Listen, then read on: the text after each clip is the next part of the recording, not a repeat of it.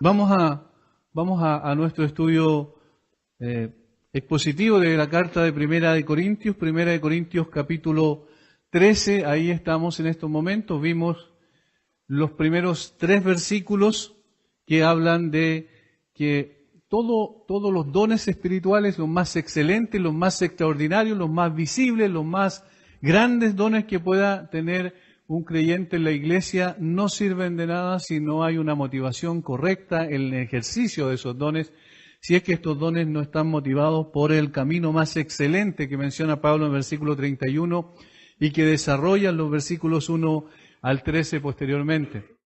Si es que la motivación con la cual nosotros ejercemos nuestro trabajo, nuestra tarea en el contexto de la iglesia y los dones los desarrollamos en ese contexto, si no es la motivación un amor que es distinto al amor que nosotros conocemos, una de las complicaciones más grandes probablemente es sacar de la cabeza nuestra los conceptos que están equivocados en nosotros. Por ejemplo, el concepto de amor es uno de ellos y que habla principalmente de un sentimiento, y la verdad es que según la Escritura el amor no está definido de esa manera. El amor de Dios no es así. El amor que Dios derramó en nuestros corazones por el Espíritu Santo cuando llegamos al conocimiento de la verdad, no tiene que ver con un sentimentalismo, tiene que ver con una acción concreta.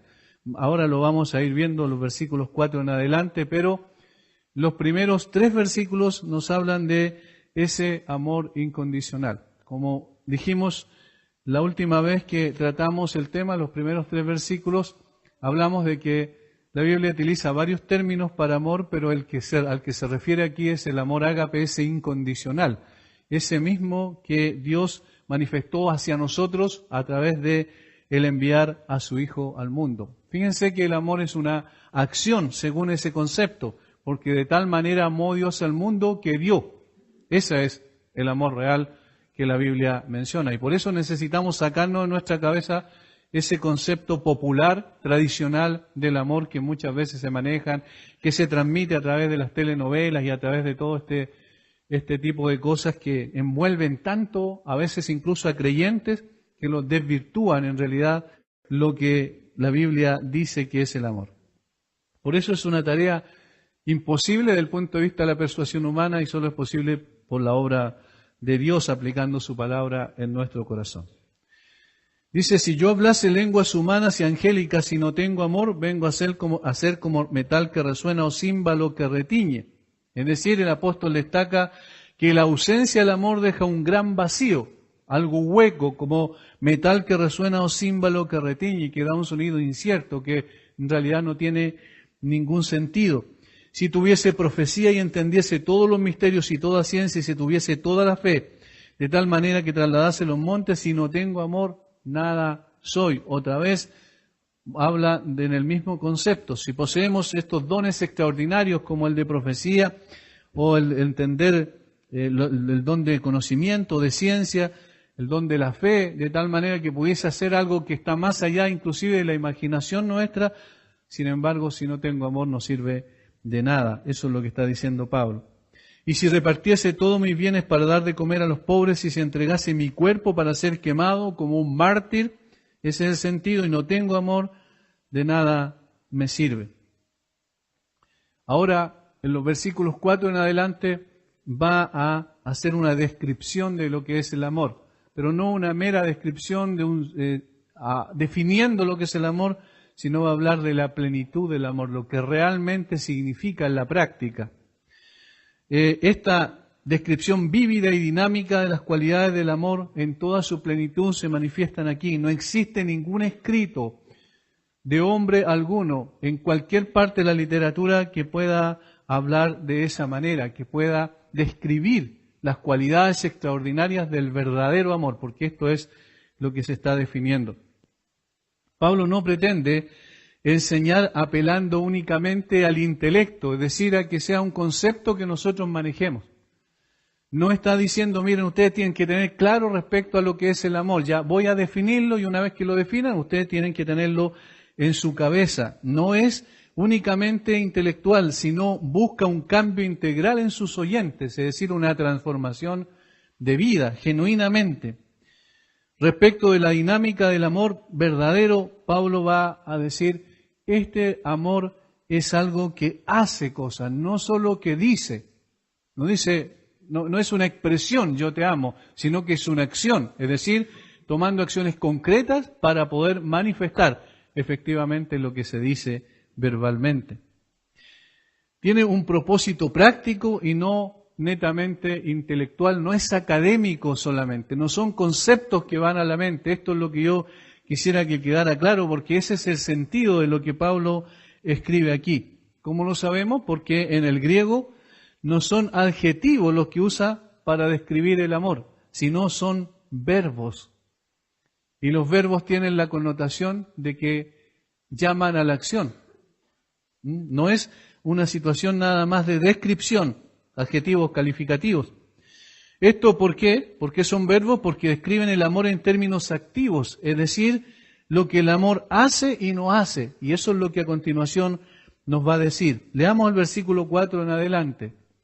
Dice, el amor es sufrido, es benigno, el amor no tiene envidia, el amor no es jactancioso, no se envanece, no hace nada indebido, no busca lo suyo, no se irrita, no guarda rencor, no se goza de la injusticia, más se goza de la verdad.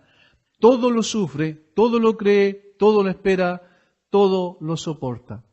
¿Ven cómo son descripciones de lo que son acciones concretas? No es simplemente un conocimiento que hay que tener, sino acciones que se deben ejecutar. Esto es el amor verdadero. No es un sentimiento, sino que se describe como una acción. No es algo que yo aprendo y apruebo y digo, sí, está bien, ahora entiendo, sino algo que yo hago o dejo de hacer. Dice varias veces, el amor no hace esto. Por otro lado, el amor sí hace esto. Todo lo sufre, todo lo cree, todo lo espera, todo lo soporta. Y el amor es esto. El amor es sufrido, es benigno. ¿Entienden cómo el apóstol Pablo va mostrando las cualidades extraordinarias de un amor que no es de esta tierra, no es natural, sino que es sobrenatural? No es algo que nosotros tenemos y practicamos comúnmente. Nosotros decimos amar, pero en la práctica eso no es así. Nosotros hemos creado un tipo de amor que se acomode a la forma de ser de nosotros como seres humanos pecadores. Pero lo que describe aquí Pablo es totalmente distinto. En resumen, lo que Pablo pretende, inspirado por el Espíritu Santo, es que sus oyentes cambiaran sus hábitos de vida. Ya no siguieran viviendo de la misma manera, particularmente en el contexto en el cual escribe, donde los oyentes de Pablo, es decir, los corintios, se caracterizaban por ser precisamente egocéntricos, egoístas, jactanciosos, se envanecían fácilmente, buscaban la autopromoción, algo que vamos a ir viendo más adelante por los términos que utiliza el apóstol Pablo. Por tanto, las cualidades que aquí encontramos y que describe el apóstol son contrarias a nuestra naturaleza egoísta y egocéntrica. Y eso es lo que más vamos a ir viendo cómo ataca precisamente la terminología que utiliza, nos lleva a considerar eso de una manera muy clara. Como dice un comentarista, John MacArthur, dice que el apóstol Pablo está pintando un cuadro del amor, pero tiene ahí sentado, por decirlo así figuradamente, al Señor Jesucristo. Es decir, el modelo que él está pintando es a Cristo. Él está describiendo las cualidades del Señor Jesucristo. Por eso nosotros no pecaríamos si en lugar de decir el amor es sufrido, diríamos Cristo es sufrido, Cristo es benigno, Cristo no tiene envidia, Cristo no es jactancioso, Cristo no se envanece. Es decir, es el carácter de Cristo en acción el que aquí se aprecia. Por eso, ninguna persona natural, ninguna persona que no haya llegado al arrepentimiento y a la fe puede manifestar estas características o cualidades. Es completamente imposible. Pueden ser imitadas, pero no pueden ser las características que brotan del corazón de una persona que tiene una relación genuina con el Señor Jesucristo. La pintura que Pablo está haciendo de Jesús es extraordinaria porque Jesús es la perfección del amor. Su carácter y acciones revelan esto en forma perfecta. Por eso lo que aquí expresa es mucho más que una enseñanza, como dije, que va a la mente. Es una enseñanza que produce o lleva consigo el germen de la transformación, del cambio genuino. Mucha gente dice ser creyente en el día de hoy. Mucha gente dice que un día levantó la mano e hizo una oración, pero eso no dice absolutamente nada. Eso no es una evidencia de que es un verdadero creyente.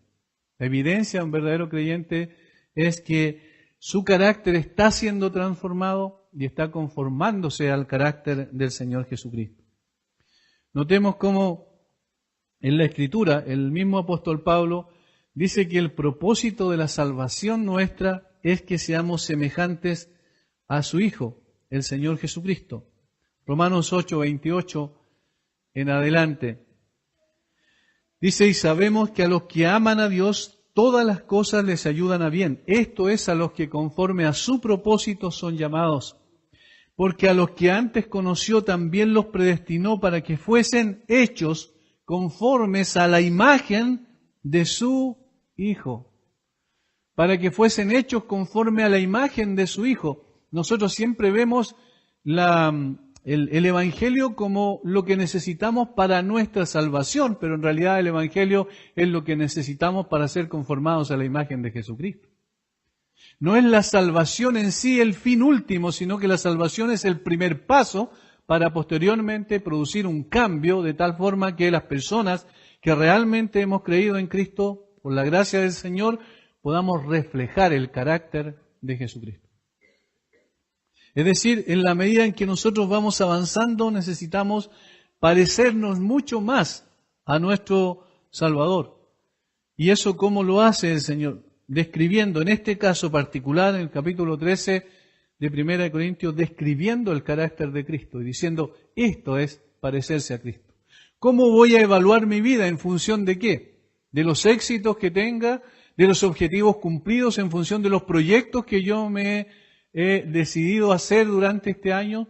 Cuando lleguemos al final del año, como normalmente se hace, como una costumbre tradicional, yo voy a evaluar mi vida y voy a decir, sí, cumplí lo que me había propuesto este año. O voy a decir, ¿cuánto más me parezco a Cristo? Que eso en realidad es la verdadera evaluación de un creyente. Lo otro lo hace cualquier persona. No es necesario que sea creyente.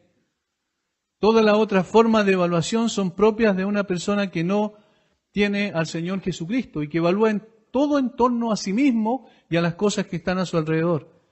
Pero nosotros no somos así y no hemos de vivir entonces de la misma manera. Vamos a la primera característica, versículo 4. Dice, el amor es sufrido. Sufrido. Aquí utiliza una palabra griega, macrotumeo, que significa soportar o ser paciente. Ese es el sentido. Por eso hay algunas traducciones, como la Biblia de las Américas, que traduce el amor es paciente. Es paciente. En el sentido de soportar y permanecer a pesar de ser atacado o a pesar de ser tratado en forma injusta. Dice, el amor es paciente, soporta. Especialmente en las relaciones interpersonales. Lo que aquí va a describir el apóstol Pablo y todas las características que menciona tienen que ver esencialmente con las relaciones interpersonales entre nosotros. Soportar a quienes nos molestan. Es más, implica que alguien se aprovecha reiteradamente de nosotros y sin embargo no nos enojamos, ni nos ofendemos, ni buscamos venganza por esa situación. Piensen un poquito, ¿esto es natural? ¿Es propio de nosotros? ¿Nosotros lo hacemos con una facilidad increíble? ¿Cuál es la reacción normal que se produce en el corazón nuestro y en la acción muchas veces cuando esto ocurre? Cuando somos afligidos por alguien, quizás injustamente, cuando somos tratados de una manera que nosotros no quisiéramos ser tratados. ¿Qué es lo que ocurre naturalmente en el corazón nuestro? Comienza a encenderse una llama adentro, ¿cierto? Eso es lo que es natural al corazón humano y también nosotros los creyentes luchamos con esto.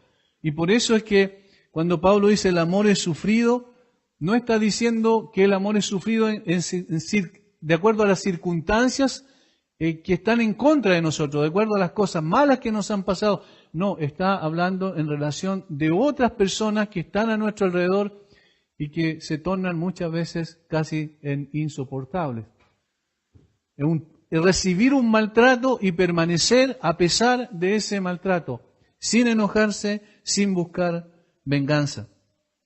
Uno de los padres de la Iglesia, que significa los que vinieron después de los apóstoles hasta el siglo IV o V después de Cristo aproximadamente, uno de los padres griegos se le llama Crisóstomo, dice él, esta palabra se aplica a la persona que es tratada mal y que tiene la posibilidad en sí mismo de vengarse, pero nunca lo hace. Nunca lo hace.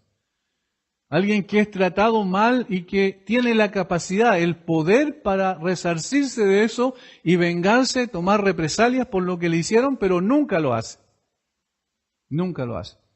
Y aquí necesitamos mirar a Cristo. ¿Qué es lo que pasó con Él? Él tenía todo el poder en sí mismo, tenía toda la capacidad, tenía todo el poder del universo en sus manos para poder ir en contra de aquellos que lo calumniaban, que blasfemaban en contra de Él, que lo atacaban continuamente. Sin embargo, Él permaneció sin hacer aquello. Esta virtud está en extinción en el día de hoy. ¿Por qué? Porque en el día de hoy se exaltan los derechos y la defensa de los mismos. ¿Se han escuchado eso? De hecho, se hacen leyes todo el tiempo para poder defender los derechos de una u otra persona. Pero es precisamente esta palabra, sufrir pacientemente, es lo que está en contra de ese concepto de la defensa de derechos. El creyente no se pregunta cuáles son los derechos que tengo, sino cuáles son los deberes que tengo. El creyente no está pensando en sí mismo y en cómo se beneficia por una situación determinada. No está pensando en aquello. En el mundo griego, desde entonces en el que escribe el apóstol Pablo, se tenía como virtud no tolerar el insulto y vengarse por ello. Es decir, el que me la hace, me la paga. Eso era una virtud. Incluso los filósofos griegos más conocidos siempre hablaban en ese sentido. La sociedad griega estaba pensando siempre de esa manera. Es decir, una persona que se dejaba pasar a llevar era una persona débil. Una persona que recibía el insulto sin vengarse era una persona que no tenía fuerza, no tenía personalidad, no tenía capacidad de poder ir en contra de aquellos que le hacían mal. La paciencia y el soportar la ofensa es un golpe directo al egoísmo natural de nuestro corazón. ¿Por qué? Porque enfatiza el bien del prójimo antes que el propio. Y este es un concepto más profundo que la Biblia presenta a través del apóstol Pablo. El apóstol Pablo entendió que al identificarse con Cristo en su muerte, moría también él. Eso que uno lo puede saber de memoria. Yo sé que muchos se saben de memoria el versículo de Gálatas 2:20. Con Cristo estoy juntamente crucificado y ya no vivo yo. Ese que lo sabemos de memoria, pero que es tan distinto vivirlo, practicarlo. Pablo entendió claramente eso, que se identificó con la muerte de Cristo, pero en la muerte de Cristo, al identificarse él con Cristo, él también moría, es decir, Pablo moría. Y por eso él dice, ya no vivo yo, es una muerte al yo y al egoísmo. Y por eso es que es tan complejo testificar, ¿cierto?, hablar de Cristo cuando estas cosas están tan presentes en el corazón del creyente y en la actitud del creyente, porque no es solo un asunto de sentimiento. De no vengarse, de no hacer mal al otro. Al contrario, el prójimo está antes que yo. Está dispuesto a recibir la ofensa antes que ofender o vengarse. Romanos 12:17. Romanos 12:17. Dice el apóstol Pablo en la parte práctica de Romanos, no paguéis a nadie mal por mal, procurad lo bueno delante de todos los hombres. No paguéis a nadie mal por mal. ¿Qué es lo que hacemos naturalmente? Eso, justamente. Pagamos mal por mal. Pero ¿cómo yo me voy a quedar así si miren lo que me hizo? Esa es una reacción propia de nuestra naturaleza, pero por eso Yo recalqué al principio, esto es imposible en nuestras fuerzas y capacidades. Es completamente imposible porque nuestra tendencia no es precisamente a eso. Necesitamos la gracia de Dios, necesitamos el poder del Espíritu Santo, necesitamos contemplar más a Cristo. Porque ¿cómo somos transformados conforme a su imagen? Cuando miramos como en un espejo la imagen del Señor. Y en ese proceso somos transformados. También en Mateo 5:39, en el contexto del Sermón del Monte, el Señor Jesucristo va a decir algo muy similar a esto. Mateo 5, versículo 39. 38-39, oísteis que fue dicho ojo por ojo y diente por diente, pero yo os digo, no resistáis al que es malo, antes a cualquiera que te hiera en la mejilla derecha, vuélvele también la otra. ¿Ven? Esas son cualidades de los que pertenecen al reino en el contexto del Sermón del Monte.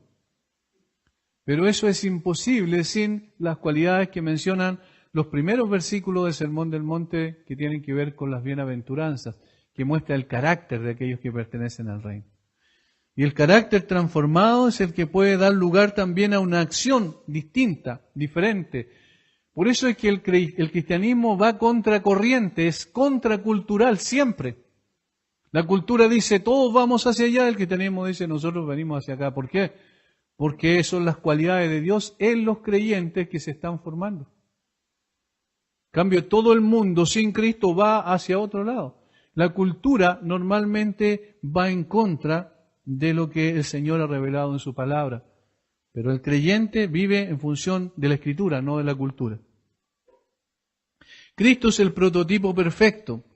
Veamos 1 Pedro 2:23, cuando el Señor Jesucristo fue tratado de esa manera, como dice Pedro que respondió. Quien cuando le maldecían, no respondía con maldición. Cuando padecía, no amenazaba, sino encomendaba la causa al que juzga justamente. Esto es el amor en acción. Esto es el amor personificado. Esto es lo que el Señor hacía cuando era atacado. Cuando le maldecían, no respondía con maldición. Miren, no respondía con maldición. Cuando padecía, no amenazaba. El Señor Jesucristo nunca se autocompadeció, pero nosotros tenemos la costumbre de autocompadecernos. Nunca se autocompadeció. Esa es la expresión del amor. Incluso antes de morir, Él dijo, Padre, perdónalos porque no saben lo que hacen. No estaba pensando en sí mismo, estaba pensando en aquellos que lo estaban crucificando. Eso es soportar, eso es ser paciente. Esa es la expresión del amor genuino.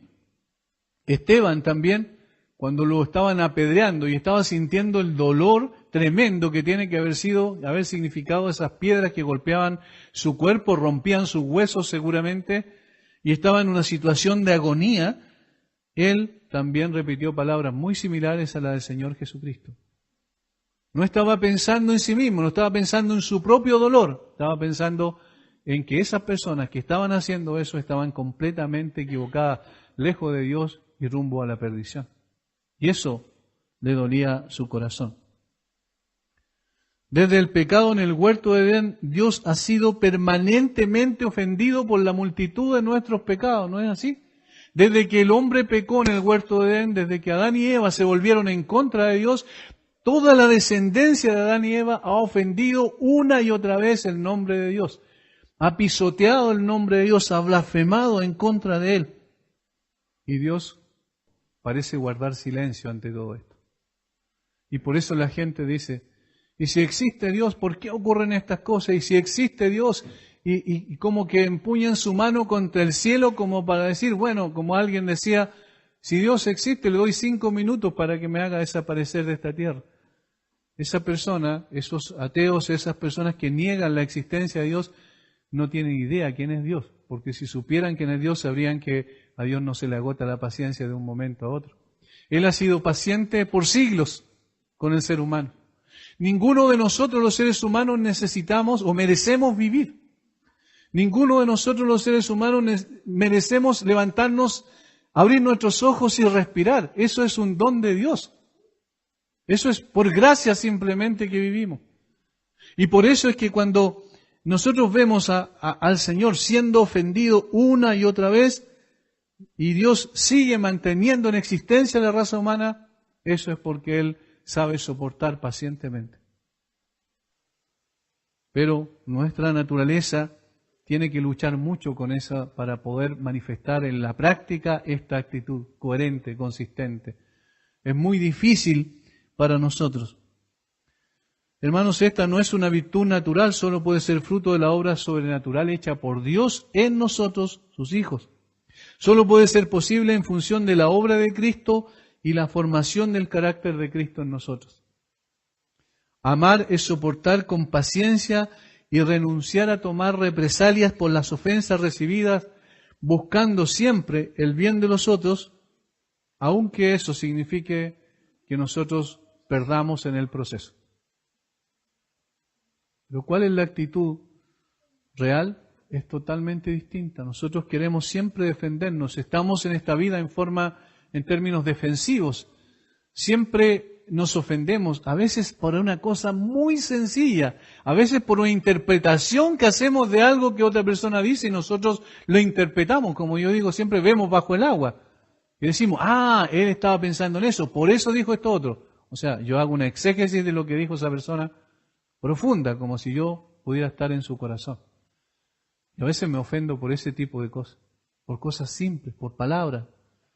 Imagínense, el Señor no solo fue insultado, no solo fue blasfemado, no solo eso, sino que fue golpeado, fue burlado, se rieron de él, le colocaron un manto y una corona como si fuera el rey de los judíos, pero con una burla, con un sarcasmo terrible, y además del dolor que implicaba eso. Y sin embargo, nunca reaccionó. Ese es el amor. Es totalmente distinto a lo que nosotros entendemos por amor.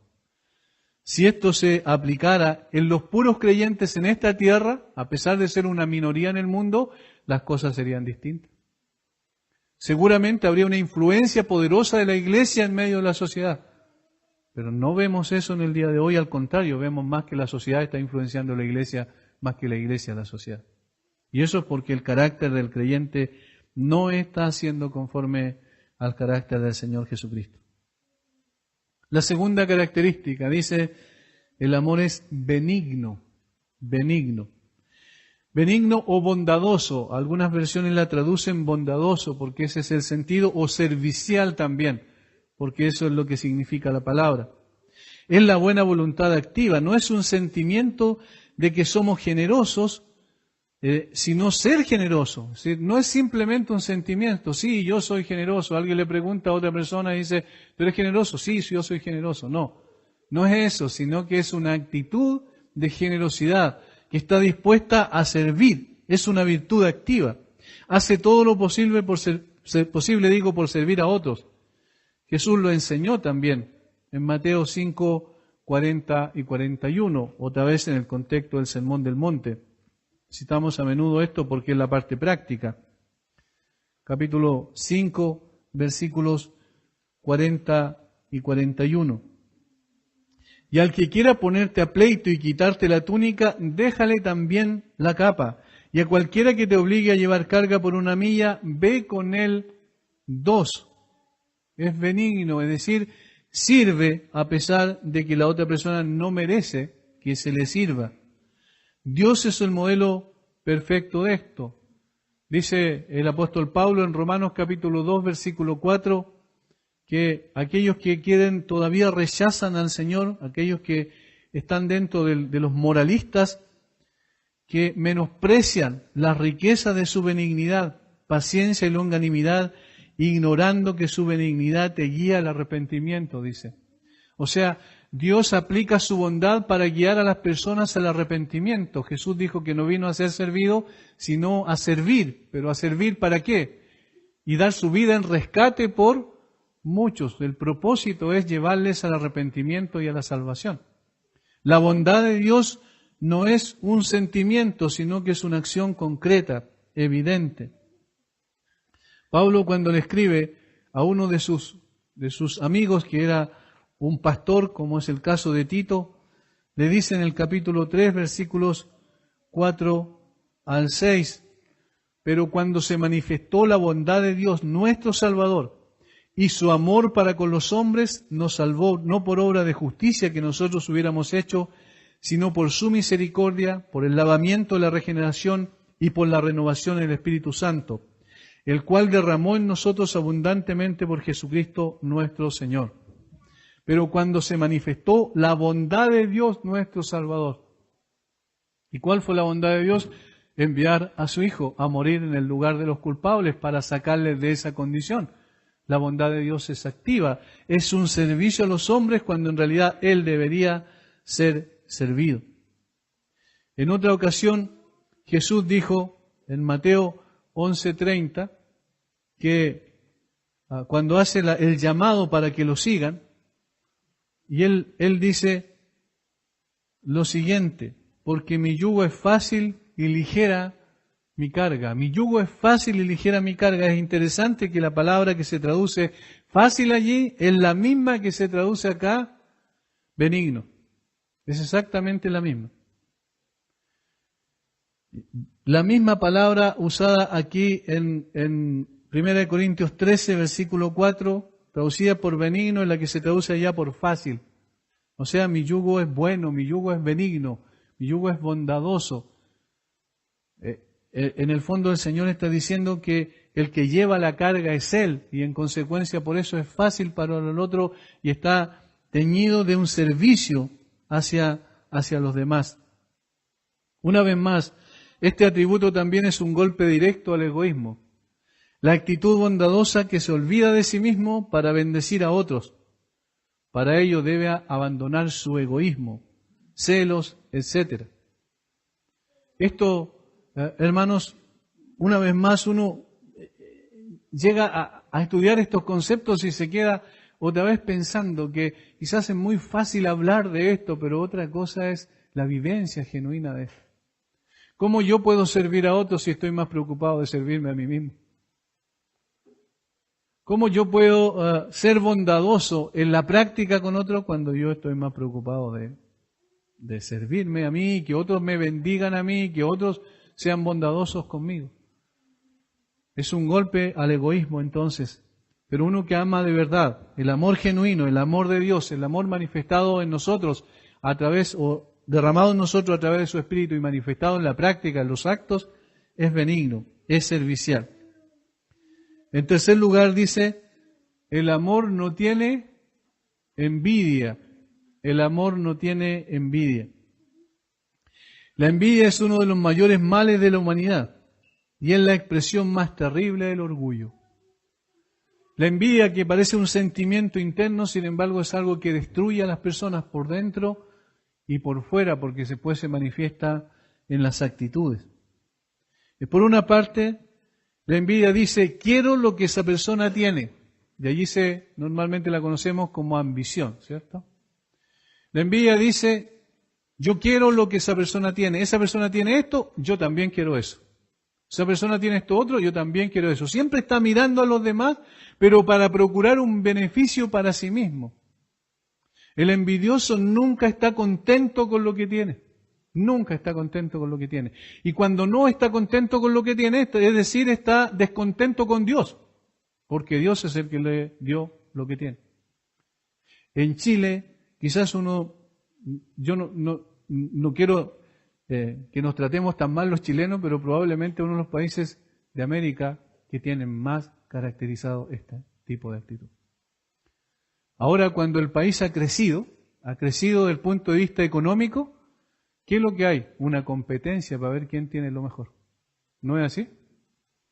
Este tiene eso, yo también quiero eso. Este tiene, yo también quiero eso. Y por eso es que eso ha traído como consecuencia un problema grave en la economía chilena. Que según la última encuesta, los chilenos en promedio están endeudados en más de 1,5 millones de pesos. Con deudas que no pueden pagar todavía. ¿Por qué? Porque hay que pedir un préstamo para comprar esto. Hay que pedir esto porque el otro tiene eso, mi vecino tiene eso. ¿Cómo yo voy a hacer menos? Esa es una actitud propia del corazón humano, y eso es envidia. Envidia en su forma de actuar en términos prácticos. Yo quiero lo que el otro tiene. Ambiciona lo que otro posee, ya sea algo material o el honor que recibe. Es decir, no solo algo material, físico, sino también el honor que recibe. Oye, a este le hicieron un reconocimiento. ¿Y por qué a él sí y a mí no? Oye, el hijo de este tuvo estas notas en el colegio. ¿Y por qué mi hijo no puede tener esas notas? ¿Ven? Eso es envidia. Eso es envidia. Por eso no me gusta cuando los hermanos de verdad colocan en sus estados en redes sociales, mi hijo, estoy orgulloso porque mi hijo obtuvo tal nota. Eso es, no, ¿a quién le importa? Eso es propio de cada persona nada más. Mi hijo tuvo este logro, mi hijo tuvo este otro logro. Hermanos, si nosotros no vivimos para eso. El mundo se pelea y lucha por esas cosas, pero nosotros no. La envidia no debe corroer nuestro corazón al punto que estemos siempre ambicionando lo que otro tiene. Pablo dijo, estemos contentos con lo que tenemos. Dijo, sé vivir en abundancia y en escasez. En todo y por todo estoy enseñado. Eso es lo que debe guiar el corazón del hombre. También dice la envidia, yo no quiero que esa persona tenga lo que posee. Primero, yo quiero lo que esa persona tiene. Después, yo no quiero que esa persona tenga lo que posee. Y eso ocurre cuando esa persona, por ejemplo, un compañero de trabajo es ascendido y yo no. Entonces lo miramos raro y decimos, ¿cómo puede ser que este sea ascendido? Yo quiero que le vaya mal en el fondo. Deseando en el corazón que esa persona no tenga logros, cuando eso es absurdo. La envidia es lo que hace eso. En Mateo capítulo 20 hay un relato bien interesante que nos ayuda un poco en este sentido a ilustrar, que es una parábola de los obreros de la viña. Dice así la parábola, porque el reino de los cielos es semejante a un hombre padre de familia que salió por la mañana a contratar obreros para su viña. Y habiendo convenido con los obreros en un denario del día, los envió a su viña. Saliendo cerca de la hora tercera del día, vio a otros que estaban en la plaza desocupados. Eso es más o menos las 9 de la mañana. Y les dijo, id también vosotros a mi viña y os daré lo que sea justo. Y ellos fueron. Salió otra vez cerca de la hora sexta y novena, es decir, a las 12 y a las 3 de la tarde. E hizo lo mismo. Y saliendo cerca de la hora undécima, halló a otros que estaban desocupados, 5 de la tarde, y les dijo, ¿por qué estáis aquí todo el día desocupados? Le dijeron, porque nadie nos ha contratado. Él les dijo, id también vosotros a la viña y recibiréis lo que sea justo. Cuando llegó la noche, el señor de la viña dijo a su mayordomo, llama a los obreros y págales el jornal, comenzando desde los postreros hasta los primeros. Y al venir, los que habían ido cerca de la hora undécima, recibieron cada uno un denario. Al venir también los primeros pensaron que habían de recibir más, pero también ellos recibieron cada uno un denario. Y al recibirlo murmuraban contra el padre de familia, diciendo, estos postreros han trabajado una sola hora y los has hecho iguales a nosotros que hemos soportado la carga y el calor del día. Él respondiendo dijo a uno de ellos, amigo, no te hago agravio, ¿no conviniste conmigo en un denario? Toma lo que es tuyo y vete, pero quiero dar a este postrero como a ti. ¿Quién es el que reparte? ¿Quién es el que cancela la remuneración? Dios. En este caso, ¿cierto? Y entonces, ¿quién tiene derecho a decir, no, ¿por qué le das a ese esto y a mí esto otro? ¿Quién puede decirle a Dios, tú no eres justo? Imagínense, los injustos diciéndole al juez justo que es injusto. Eso es una contradicción vital. La envidia sea el mal y el fracaso de otros.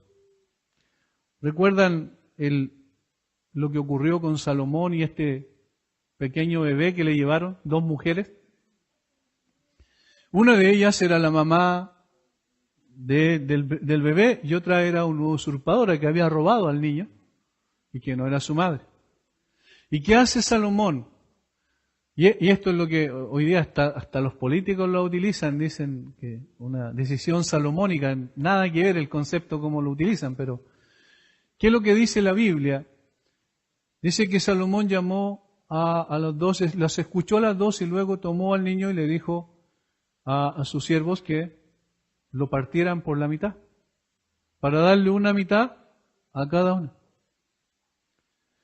Y cuando la mamá verdadera vio que eso iba a ocurrir, ¿qué es lo que hizo? Le dijo que, llorando, que mejor le dieran el bebé a la otra mujer. Y Salomón supo cuál era la mamá verdadera. Es decir, esa otra mujer que había usurpado al niño, que lo había tomado para sí, no siendo de ella envidiaba a la otra porque tenía el bebé y ella no. Y quería a toda costa tener lo que le correspondía a la otra persona. Aun que eso significara dejarla sin hijo. Todos nosotros, sin excepción, hemos de luchar contra este flagelo espiritual, sin duda, porque siempre hay personas más dotadas y mejores que nosotros. ¿No es verdad? Hay personas con más capacidades. Hay personas que van a tener mayor honor en la vida, van a tener un mayor reconocimiento probablemente. Entonces nosotros tenemos que luchar con eso. Es interesante que la palabra que utiliza Pablo aquí, que se traduce envidia, viene de la palabra celo en griego, que es justamente de la cual viene nuestra palabra en español, celo. O sea, sentir celo. El celo aparece muy vivo en nuestro corazón.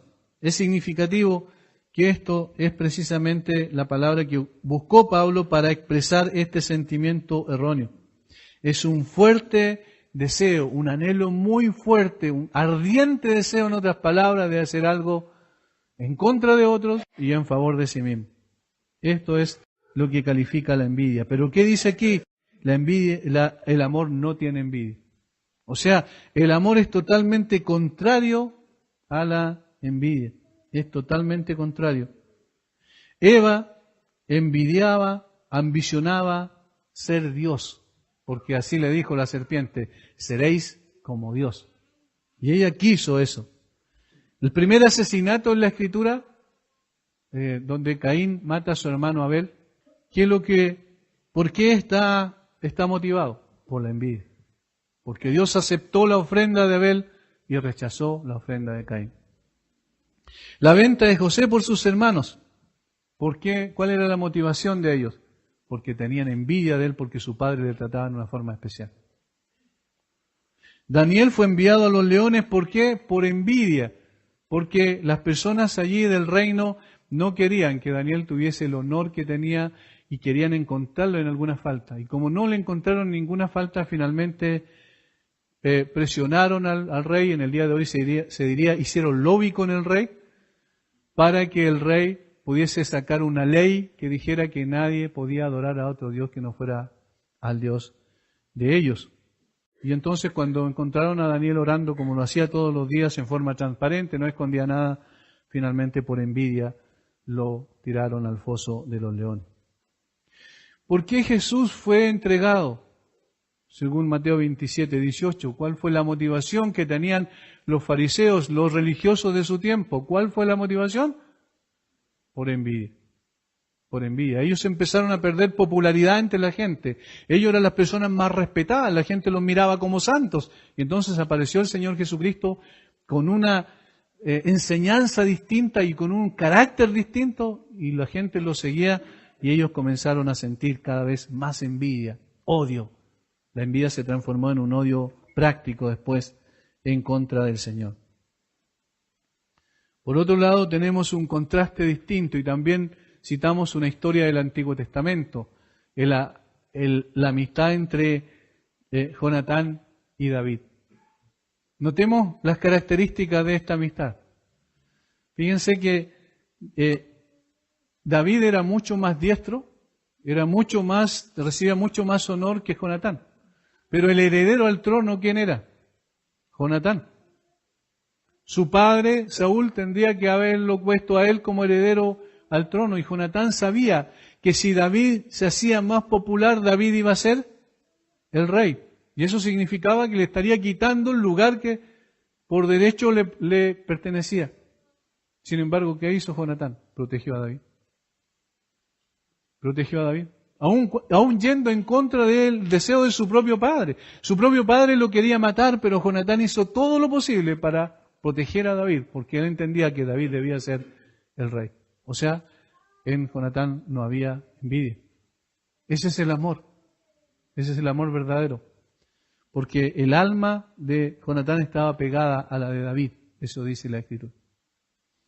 Es decir, había una actitud de amor que decía, no importa que yo pierda estos derechos que tengo, lo importante es que él sea bendecido, sea beneficiado. Él debe recibir el honor, no yo. Eso es difícil de encontrar. Pero es posible por la obra de Dios en nosotros. El amor no tiene envidia. El amor no es jactancioso. Ahí está la cuarta característica. La palabra usada aquí se puede decir que es como una bolsa llena de aire. Esa es la jactancia, una bolsa llena de aire. Nosotros decimos normalmente que se infló esa persona, ¿cierto? Es una persona inflada en su orgullo. Se le inflaba el pecho por mostrar lo que él era. Significa hablar con presunción, es decir, describe a aquel que hace alarde de sus logros. Un jactancioso es aquel que desea provocar envidia en otros haciendo alarde de sus éxitos. Un envidioso es el que mira al otro y dice, yo quiero tener lo que él tiene y él no merece tener lo que él tiene. Y un jactancioso, el que dice, miren mis logros, vean lo que yo he logrado, esto es lo que yo he hecho, envídienme, en otras palabras. Ese es un jactancioso, es como la otra cara de la envidia. La jactancia busca elevarnos por sobre los demás. Quizás es uno de los pecados que más condenamos en otros y al mismo tiempo más propenso a realizarlo nosotros somos. ¿Me explico? Este quizás es uno de los pecados que a nosotros más nos molestan. Oh, esa persona. Mira, el florerito de mesa, decimos nosotros, ¿cierto? Quiere ser siempre el primero, quiere destacarse para que todos lo miren. Y en la primera oportunidad que tenemos, nosotros hacemos lo mismo. Por eso es que es muy fácil mirar a otro y condenar a otro por este pecado. Mire, él es jactancioso. Y nosotros, en la primera oportunidad, estamos haciendo lo mismo. La jactancia es algo que está en el corazón humano.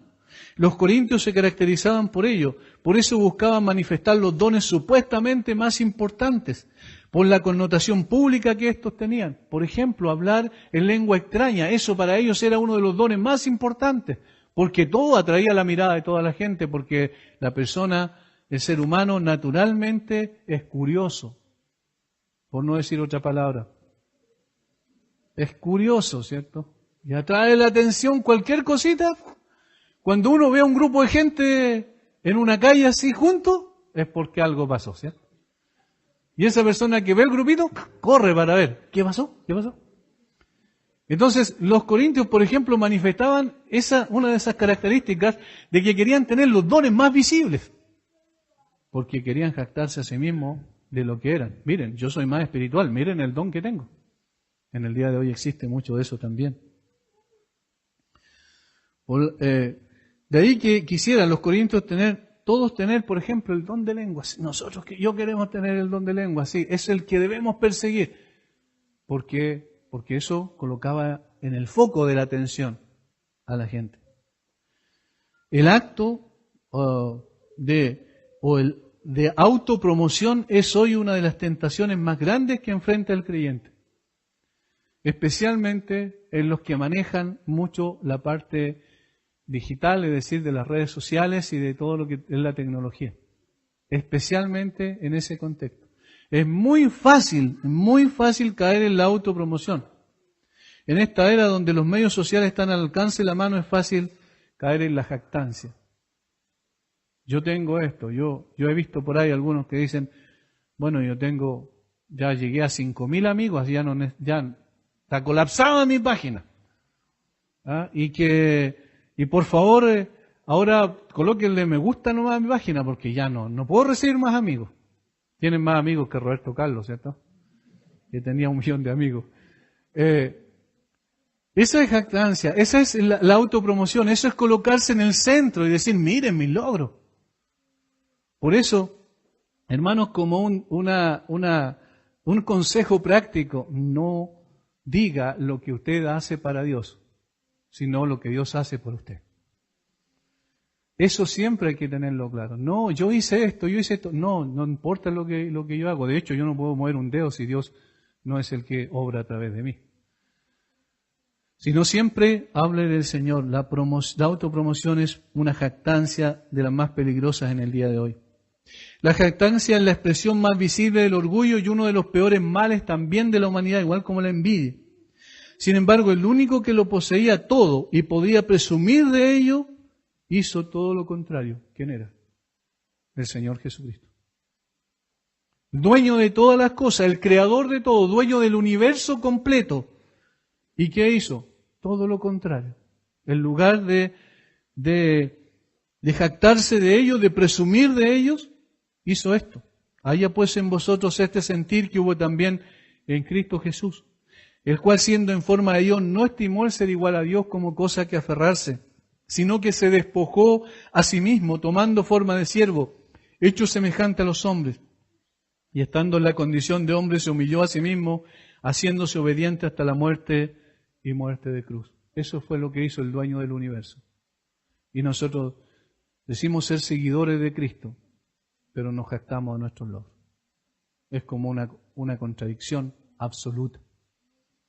El Señor Jesucristo pasó por esta tierra apuntando al Padre, pidiendo a todos que miraran al Padre, que exaltaran al Padre, que reconocía, Él dijo, mis hechos, mis obras no son mías, son las del Padre que me envió.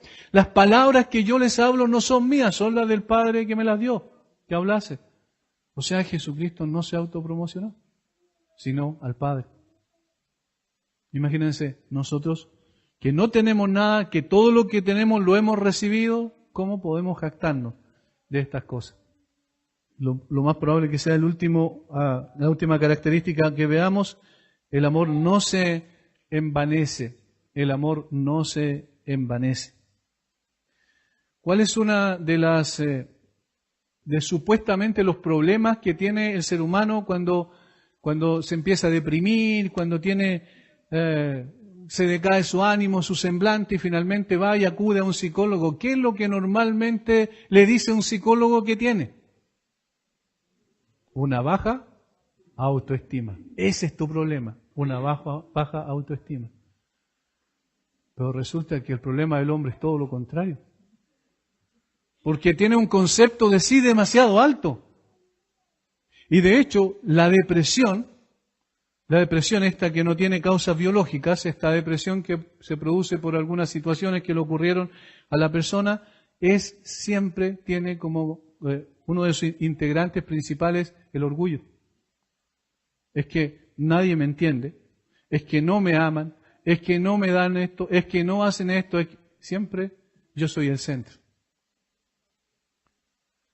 La autoestima es uno de los anhelos más grandes de la humanidad. También los corintios habían llegado a tener una estima demasiado alta de sí mismos. Notemos el mismo contexto de 1 Corintios, como el apóstol Pablo en el capítulo 4, versículos 6 al 8, lo dice claramente.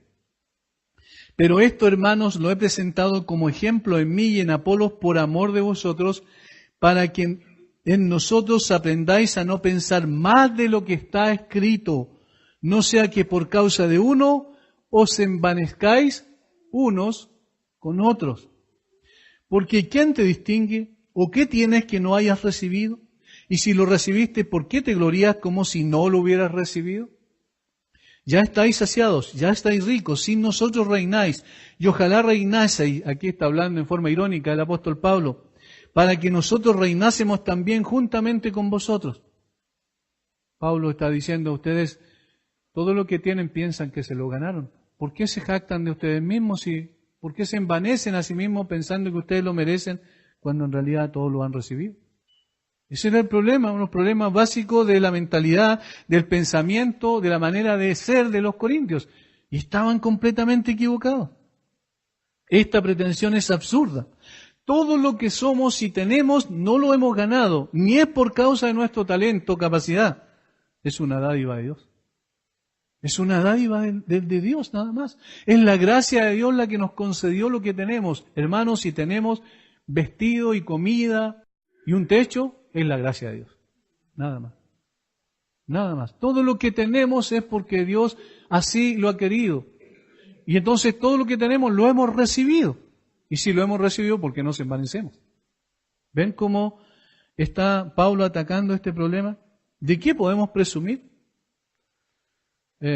Uno de los misioneros más importantes probablemente en la historia de la iglesia, que se le denomina normalmente el padre de las misiones, William Carey, inglés. Él fue a la India y dijo, ocurrió lo siguiente con él en una ocasión. Un hombre que quería burlarse de su condición social, le dijo a William Carey lo siguiente, públicamente: señor Carey, yo entiendo que usted una vez trabajó como zapatero, le dice, porque William Carey eso hizo antes de ir a las misiones.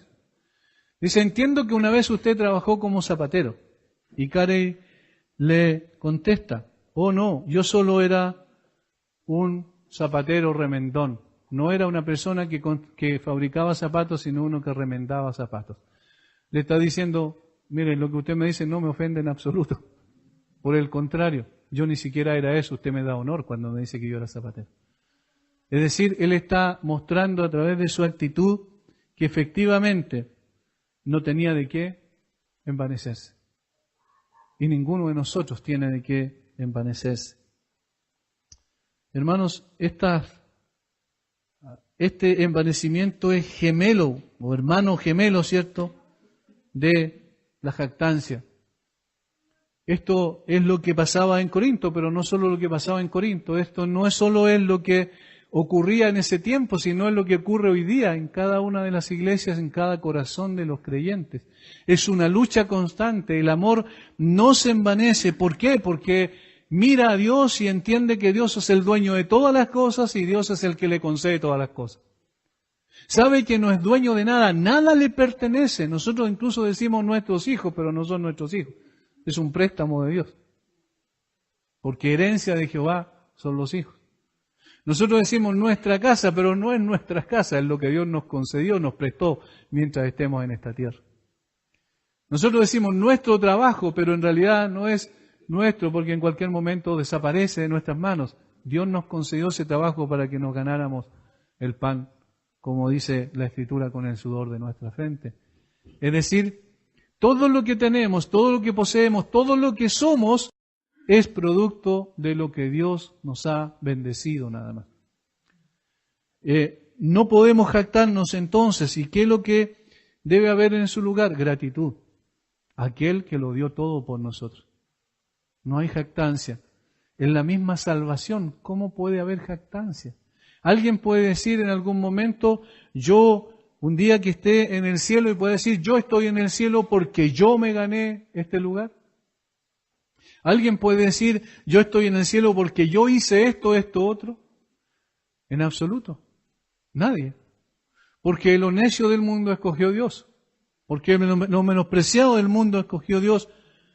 Porque lo débil del mundo escogió Dios. Porque lo vil del mundo escogió Dios. Es decir, por elección de parte de Dios, por gracia de parte de Dios, es la salvación y es también todo lo que tenemos. Dios nos ha concedido lo que Él ha querido y debemos estar contentos con lo que Él nos ha dado. Satisfechos con lo que Él nos ha dado. Y si no nos ha dado más es porque Él sabe por qué lo hace. Y si no nos ha dado menos es porque Él también sabe por qué lo hace. Nos concede a cada uno lo que necesitamos, lo que requerimos. Y muchas veces nosotros sabemos mucho más de lo que nosotros necesitamos, tenemos. Por eso necesitamos volver a la Biblia y volver a mirar al Señor Jesucristo, volver a contemplar su carácter perfecto, extraordinario. Su carácter es que Él es sufrido, Él permanece a pesar de la ofensa, Él mantiene su mirada en lo eterno, Él no está preocupado de sí mismo, Él sufre el agravio y no se venga. Él es benigno, es bondadoso, vino a servir y no a ser servido. Él está dispuesto a darlo todo para que otros sean beneficiados. Eso es lo que hizo al venir a esta tierra. Por eso murió en la cruz. Él podía haber rehusado la cruz y tenía el poder para hacerlo y no lo hizo porque venía a dar su vida por otros. Él es bondadoso. El amor no tiene envidia. Jesús nunca tuvo ese sentimiento ni nunca actuó con envidia. Recuerden que era el dueño de todo. Y sin embargo vino a un pesebre. No vino a un hotel, ¿cierto?, de lujo. Ni siquiera tenía lugar en ese pequeño hotel insignificante de Belén, ni siquiera tuvo lugar allí. Él podía haber escogido nacer en el lugar más grande o más importante del mundo de su tiempo, que era Roma, pero no nació allí. Nació en un pueblucho, por decirlo así, insignificante del sur de Israel, al sur de Jerusalén, como es Belén. Es decir, el Señor no envidió nada de lo que otros tenían porque Él es poseedor de todo, ni tampoco se jactó de lo que Él era. No hay jactancia en sus palabras. Lo vemos todo lo contrario, mirando y buscando a las personas y tendiéndoles la mano con el propósito de que ellos también pudiesen ser salvos. No había otra motivación en el corazón de Él que no fuera la gloria de su Padre a través de la salvación de los perdidos. No es jactancioso, no hay envanecimiento tampoco en Él. Por eso, ¿cómo podemos crecer? ¿De qué manera práctica podemos nosotros practicar, vivir esto en la realidad cotidiana, mirando a Cristo, estando con Cristo, hablando con Cristo, escuchando a Cristo? El Señor Jesucristo es todo, absolutamente todo, y no necesitamos nada más. La cruz está diciendo, allí está aquel, la expresión más grande del amor, aquel que es sufrido, que es benigno, que no tiene envidia, que no es jactancioso, que no se envanece. Por eso llegó a ese lugar, a ocupar el lugar nuestro. Hermanos, necesitamos ser prácticos en nuestra vida cristiana. No teóricos simplemente, no intelectuales, no académicos, sino viviendo el cristianismo en la práctica. Padre, gracias por tu palabra. Gracias por darnos el privilegio de acercarnos a ella, Señor, con la convicción, con la certeza que tú estás mostrándonos a través de tu palabra. Y no solo eso, sino llevándonos a un cambio sustancial en nuestra vida. Si como creyentes viviéramos de acuerdo a estos principios, a estas características, a estos atributos, en realidad, Padre, seríamos una influencia poderosa en la sociedad. Necesitamos cambios más profundos, vivir con ese amor extraordinario que tú has derramado en nuestro corazón, pero que tiene que ser práctico en lo cotidiano. Luchar contra la envidia, luchar contra la jactancia, contra el envanecimiento, luchar, Señor, contra estas cosas que muchas veces nos vencen, Padre. Necesitamos también manifestar un carácter que soporta al otro, y eso no es fácil. Tú conoces la naturaleza nuestra. Oramos que tú transformes nuestra vida para que seamos conforme al carácter de tu Hijo, el Señor Jesucristo. Bendice a mis hermanos. En el nombre de Jesús. Amén.